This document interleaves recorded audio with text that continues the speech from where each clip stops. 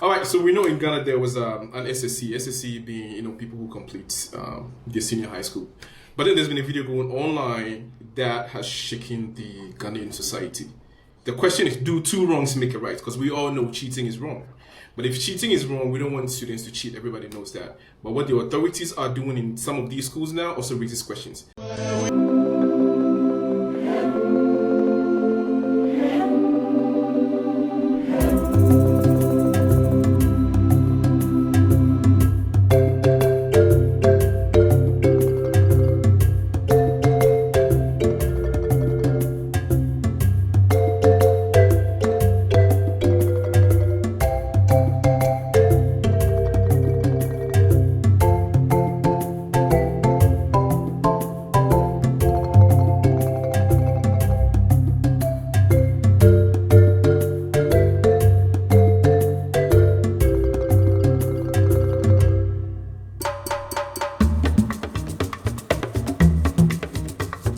I went to school in Ghana, no doubt about that. Yeah. Would you subject yourself to something like this? Or even like a good question, if your kid was subjected to something like this, would you be like, okay, sure, it's to prevent the kids from cheating? Boom. The kids have no say, and parents have no say as well. But I just think that because once you put your kid in school, right, he is in the care of the school, and just like we always say, you sign up for it, and so you have to follow the rules and regulations. But I think to go to that extent, this kind of Rambo style searching of students and all that. I mean, why do we have invigilators in the classroom? That's supposed to be their responsibility. During the exam, they move around to make sure no one is cheating. So why before the exam the kids need to go through all, I would call it trauma, because when it comes to exams across board all over the world, 99% of people are nervous and scared of the exam already and their future. And this is an exam that decides their future. Rather than putting them in a condition where they are comfortable and relaxed, you're putting them through this stringent search. Then what do you expect the outcome of the exam to be? So for me, I think that the kids cannot do otherwise, and parents are out of the equation. But I think the this kind of search before an exam, I always call it Rambo style. I don't think it's necessary. It just puts unnecessary stress on the kids, and we might not actually get the true understanding or knowledge of the kids from the exam results if they go through something like this before the exam. So that's my initial take. For me, one word I would use is primitive. You can't be doing this in 2025. Mr. S. No, just like Mr. L mentioned, right? A school's got its, rules, regulations, policies, but as people who grew up in Ghana, I don't think there are any policies or rules or regulations that determines this. I mean, it's like, I don't know if there's any school that has this in its whatever policy system or whatever system that this is the right move before kids have to go write an exam. What do you think? We do have a culture of intimidating. It is part of us. It has been part of us from crank to crank. The truth is, I don't see the need. There is an invigilator. There will be an invigilators, maybe one or two in the class, right? If you get caught, unfortunately, then you know. But even for me, if you get caught, they take away the paper that you're using and you sit and you write your exams. But they go to the extent of taking the kid out of the exams. And that is where I have a problem. You understand? I understand the intimidation part from the beginning, because like you're saying, they scare you so much that if you don't do well, you have issues with your parents, you have issues with your whole community, Your whole life. and then you have issues your whole life. So that alone, it's like a different type of trauma you are going through or you're carrying. And then you get there and some invigilator from nowhere wants to stress you. It's not nice. You need a clean, sound mind to write your exam.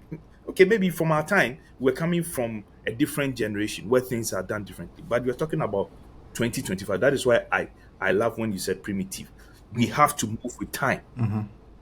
Let the kids be. Let them write the exams in a very harmonious environment. Yeah. Right? And if maybe results comes out and you don't do well, you cannot blame it on the tension that the vigilator created. you blame it on yourself because you didn't study properly or you didn't get the questions they asked you. You understand? But we are creating.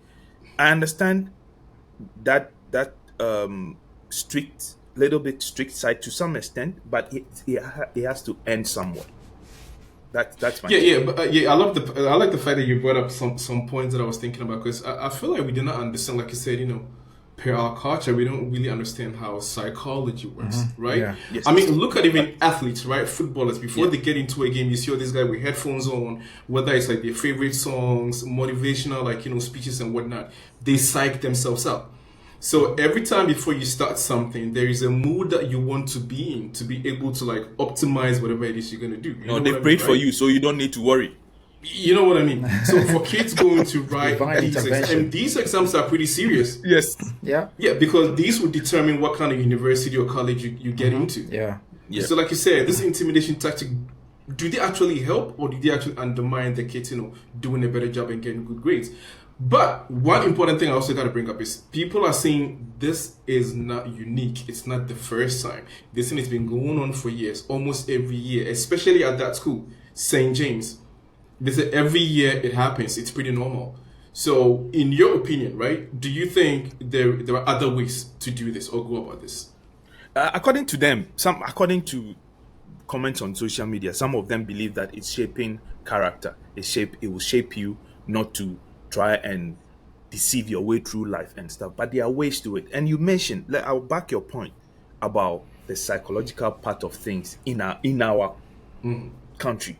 We don't respect it. We don't. It's either we know it and we don't respect it, or we have zero knowledge how these things affect you, the human being. All of us, we are carrying some form of trauma because in our culture you are not allowed to express yourself in some ways, and it is in us. We need, like 2025, we need to call out these things. We are not saying don't invigilate. We are not saying don't set rules for the kids to follow. No, that is not what you're saying. But do it in a proper manner. You understand? I saw a video or a picture and a video at the same time. Policeman wearing police uniform, and one man, I don't know his position properly. He was walking around. The kid was writing. He was taking the kid, turning the paper, whilst the invigilators are standing there. This is the time that you have to come in and intimidate the kids. Yeah, because it's a school. Don't forget it's a school. It's a school. Yeah. You know what I mean, right? It's not like it's a. Come on. I remember when we took a solitary confinement prison. Yeah. I remember when we did SSC. I mean, our time was SSC. The police were only they were the ones who delivered the exam papers, and then they stayed outside. Of course, for security reasons, Yes. you need police, but they don't. I don't remember them coming into the exam hall. It was invigilators. The police were just standing somewhere chatting, right? Because let's say it's a security zone, and so you need some kind of police because that's their job. But they don't have anything to do in the classroom. That's why you have invigilators. Once a policeman comes in, that alone is already intimidation for some students. And to go to the extent of you, the policeman, you're not an invigilator. That's not your responsibility. Yes. I'm just trying to compare it to what happens in China, right? We've all seen on social media here when they have this Gaokao, which is the equivalent for our SSC or SHS, whatever. Yes. You'll find kids running late, and the police actually give them escort to the exam center. That is what they do, aiding the kid not to miss the exam. And we see it all the time. But can you really articulate why they do that? Though? Why do they do that? Because that is a very important time of the kid's life. It decides his life Thank forever. You. This may make or break the kid's future. And we've seen them blocking roads. When is that time? They actually make announcements. They do. They block the roads. They don't even want car noise or people to come and be making noise. No car noise. That is how much they value they education and their kids' future. But you have us going and searching kids. Some people have this, how do you call it? Like we're saying, not even trauma, but some people have this, they get nervous so easily. So the person might be an A student, but once you put him through this before the exam, his mind is already shut down. He goes into the exam, somebody who could have gotten an A easily, he gets a C. And that's why I always say that. Yep, and they're just gonna blame it on you. Exactly. They will tell you, blame it on you, the kid. if you've truly learned, you will not forget. Exactly. But that is the mindset we have back home. That psychologically, they don't know what your mind does to you. Like, you know. All right, let's look at it from the cultural, cultural context. Is it because we just don't trust our own? We don't trust each other? Because it's kind of weird. Because at the end of the day, think about it. What kind of image are you portraying for these kids that we don't trust you, kid? You guys are going to be the future leaders of the country, but already we don't trust you. Yeah. Do you know what I mean? I'm not saying the checks should not be conducted, but to this degree, what is he really telling the kids? Yeah. Because to be honest, you're not even customs, and even how do they do that customs? You take your shoes off, you may take your socks off, but once you're done, you go through the scanner. What do? You put them back on. Yeah. So why couldn't they just check it like that? Take shoes off, take socks off. They check them. It's all clean. Put it back on. Get in. Yeah. Yeah. I mean, why did they have to walk barefoot? All of them lined up like that. For me, that is my only problem. Why couldn't they just check, just like customs does, right? You check them, it's clean. Put them on into the class. Authority. Yeah, I mean, we like authority. We like authority just to camp you. Like, I always use this word.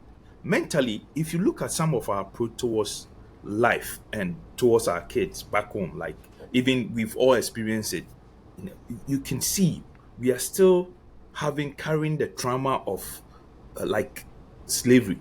We are mentally, some of our leaders or some of these people that come up with this kind of thing, they are mentally, I still think they are mentally enslaved, because that is the only way to cower someone. We are not saying you should allow the kids to do bad stuff, right? That is wrong. But there are ways that you can coerce them to understand the type of exams they are going to write, and the kind of I would say punishment, but the kind of reward they will get if they go against the rules. You understand? Without standing there with the gun or with the police searching the kids, and everybody is scared and people forgetting their stuff, running. It's too much. It's about time we change our way. Just take a look at job boards in China or anywhere in any other serious countries, right? They usually have job positions. Serious country. Yep, they have job positions for student psychologists in every school. These are the sort of things we do, but we don't value them. If kids are going to take their final exam, I think every school should have such a person. It says, did you have one? I didn't. This person should sit the students down and say, okay, this is a very important exam. It's going to be a decider for your life, but don't think of it as something that's going to stress you out. It's just all the things that you've learned that we're going to ask you if you remember. I mean, someone to conscientize them. You know what I mean? Yes. But we don't have that, and worse of it, just before the exam, we're even giving them more pressure. So the kid, we all went through it. We were on our own from SS1 to SS3 on your own. Nobody ever advises you. Even the courses you take, nobody has an influence on you. You just choose. I want to do geography. I want to do arts 1. I want to do this. I want to do that. But maybe that's not even the field that you're good at. So, like you said, we don't value this psychology thing. All this mental thing. It's like everything is booga booga. Oh, this guy, he scored A in BEC, so he can do science. He goes there, he's struggling. Oh, this guy can do arts. Meanwhile, the guy cannot even read one whole page. He's so lazy. He just wants. So like we have so many people who are. I think misplaced. I would say we are all victims. Now, when you look back, you think that you could have done a certain program better, but there was no one to guide you, and so you just picked whatever you wanted, and now you feel like you are not satisfied with your life because you could have done better somewhere else. So I think it's time we play some of these things seriously. We take some of these things seriously, because I think it's kind of it's making a lot of people useless in their later lives. And on top of it, like talking about the education side, you don't have anyone to talk to you in case you fail. Yeah. Right? What you can do with your life, what you should not do and stuff. They just leave you. So we have a whole structure that is Man. So, I mean, that's what I'm saying, that when we grow up, there is so much distrust in society, because it's like everybody's scared of everybody. It's like if you put this kind of ideas in like kids' heads, it's almost like, okay, our school that's been preparing us for this for the past 3 years. They don't even trust us to go in and do the right thing. And also, like you said, at the end of the day, there are rules, right? Okay, if you cheat, you caught, I don't know, taking a look at like, some material that is not supposed to be in there, right? Your paper gets disqualified. Yeah. I mean, you know this, no doubt about it. So in this case, when you kind of flout the rules, sorry for using that word. Yeah. And you get disqualified, nobody's gonna feel like, sympathetic for you. You know what I mean? The rules are very clear. But on the other hand, when you actually kind of like, start intimidating people, putting this kind of fear in them, right? I mean, how do you expect them to perform? Exactly. Do you know what I mean? I mean, think about, like I said, as athletes or footballers or whatever, you're going to go play a game and then it's like, there are these guys sitting there checking on you if you got drugs on you. How can you even perform? This is why sometimes when people are playing games, like, they have like, family issues and it kind of really kind of affects them mentally on the way the outcome of the game. It's like Ronaldo being a part of the team. If he's sticking out, you can see that the team becomes a little crumble. You know what I'm saying? Yeah. So there are things that psychologically like affect a lot of people. Doing this might just not make somebody give their best, right? Yeah, exactly. Because you've been put in that place of fear. It's like you cannot even perform. So I just don't get it. Do we really have to do this? Is it necessary? For me, that's my question. Is it absolutely necessary? I don't think it. I mean, there should be some sort of a simple check when you go in. Maybe just pad in your pockets. Then when you get in, the invigilators, they are not supposed to be sitting down, and they're supposed to be walking around, but not in an intimidating way. I mean, every 3-5 minutes, they just walk around the aisles and come back to the front. Walk around the aisles. That's enough to stop. If people want to, people cheat anywhere. Even if you go to universities like Harvard, I'm sure people cheat. People have all sorts of ways. Oh, come on, even in the car, exactly. I've seen people we hear cheat. reports but all this the is time. one of the reasons why they always have cameras at very vantage points, right? Cameras in the classroom or in the hall. So all these can be kind of implemented without letting the kids go through this kind of stuff. Yeah. Exactly. Then again, I don't even know. You mentioned camera. I'm saying even in a high security zones in Ghana, we have no camera. You're talking about cameras in the classroom. cameras in the no, because this is like a special. No, this is a special time. Yeah, you know what you're I mean? right. Cameras are not that much, but this is a special time, and it's something that, like I said, can make or break a kid's future. Because sometimes you have some kids that are like super smart, but they end up not going to some of the prestigious schools in the country. These might be some of the reasons they don't perform when it comes to the time that they're actually supposed to. Because some of these things, they affect you psychologically. Yeah, they do. Then again, like I said, I don't even know the the legality part of it. I don't really know, because this will not happen in China.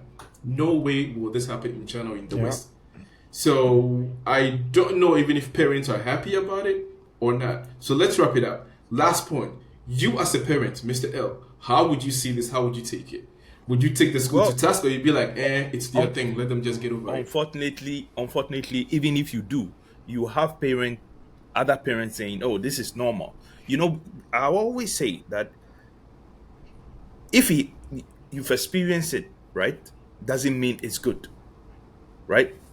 Times have changed. So even if I go and I was like, nah, I go to this, you have other parents fighting against you.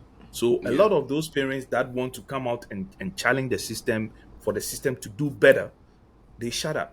And we all suffer. Yeah. And we've all been a victim. You understand? But it's about time we try to highlight and just call on them to try and do better. This is a time for a kid. If you fail it's because you did not learn. It is not because of a pressure and other stuff coming from somewhere. That is all. I think for me, I just want to keep it simple. We need to do better. That's all. Yeah. All right. My last question is going to go to Mr. L. I saw I saw a comment. Somebody made this comment, and I found it pretty fascinating, because he was like, "Oh, you guys are all here talking about this being wrong, blah blah blah." But it's like, do you really know at the end of the day what their grades look like? He was like, St. Thomas has been getting like the best grades ever, like in Ghana, and it's a great school. But I'm thinking, what does that got to do with taking off the kids' shoes? Yeah. Do they get good grades because they're kind of like what you call it, taking through this kind of like hostility? Yeah. Is that the reason why they get good grades? Yeah. Mr. L, does that really impact the school's performance? It doesn't because in a positive way. I don't think it does in any way. I went to a mission school as well, a boys' school, and I know for a fact, and everybody knows that usually those schools, they are more strict with learning and discipline, and so the students learn on average better than like those general government schools, because usually the population is small, they're very strict with their learning and their regime and all those things, so the results are generally good. So saying that that sort of treatment translates into good grades, I disagree, because the students prepare right from first year until the final year.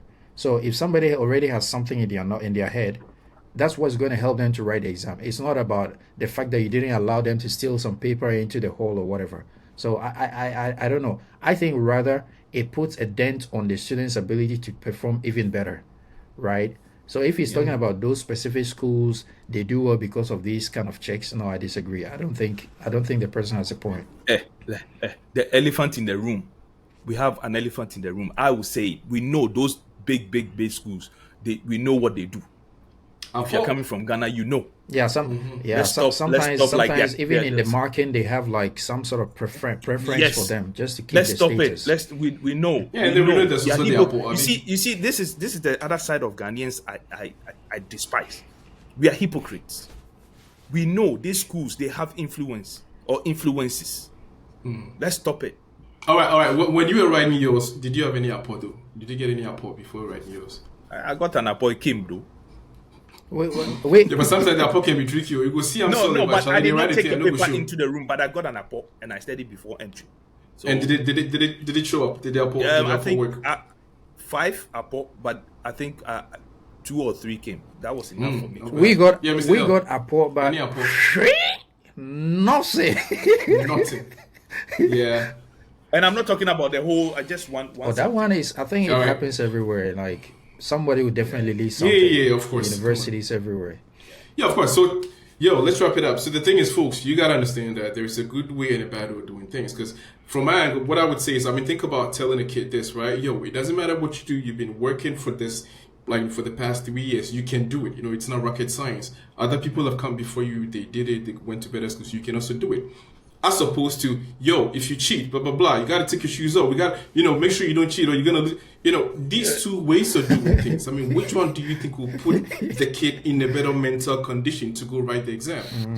You know what I mean? Yeah. So this Buga Takashi attitude, I feel like we've kind of, adopted this way of doing things and it's become culturally a part of us. Everything has to be done, like we said, Buga. You know what I mean, right? There is no loving way of talking to our youth in Ghana. Everything has to be do or die. Yeah. So for me, it's like I feel like it might not seem like a big deal to most, but honestly, if you look at it from from outside the country, right, it looks really bad. Mm-hmm. It does look bad. Yeah. So from DLS, we know what it is. Just leave your comments down there. Let's see your take. Would you do this if you see your kid being put through this kind of situation? Would you be okay and say, it is what it is, or you would really fuss? So we'll see you on the next episode. DLS out. Peace.